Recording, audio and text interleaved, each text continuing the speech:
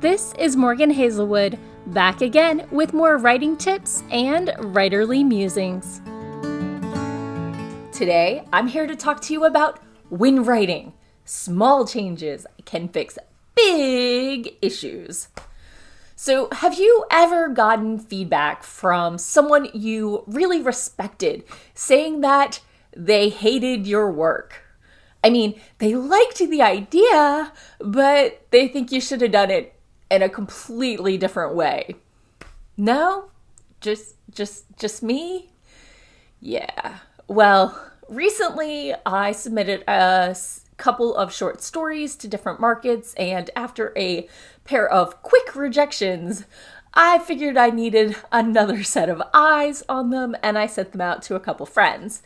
Most of the feedback that I got was along the same lines, so I looked at what I could fix and what I couldn't.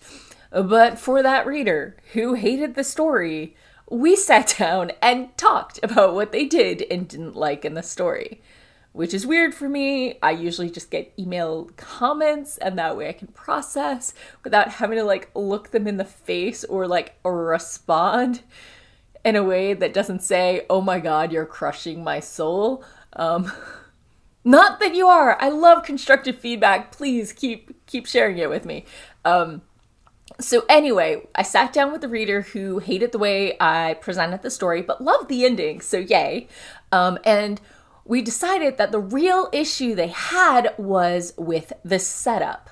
I normally write fantasy, and this was a horror suspense, and I was giving away too much too soon.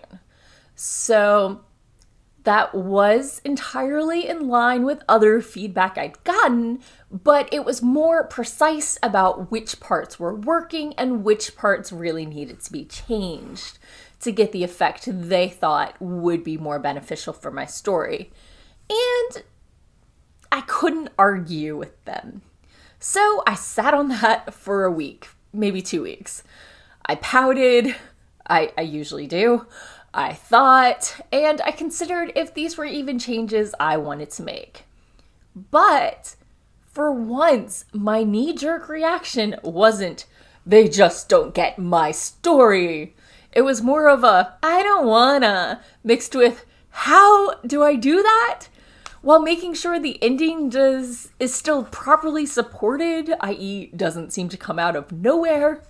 So finally, last night, after a lot of TV and probably about the time I should have gone to bed, I sat down to start making the changes, taking out the heavy foreshadowing, which was easily found because it was in italics, in sentences outside of the paragraphs telling the actual story.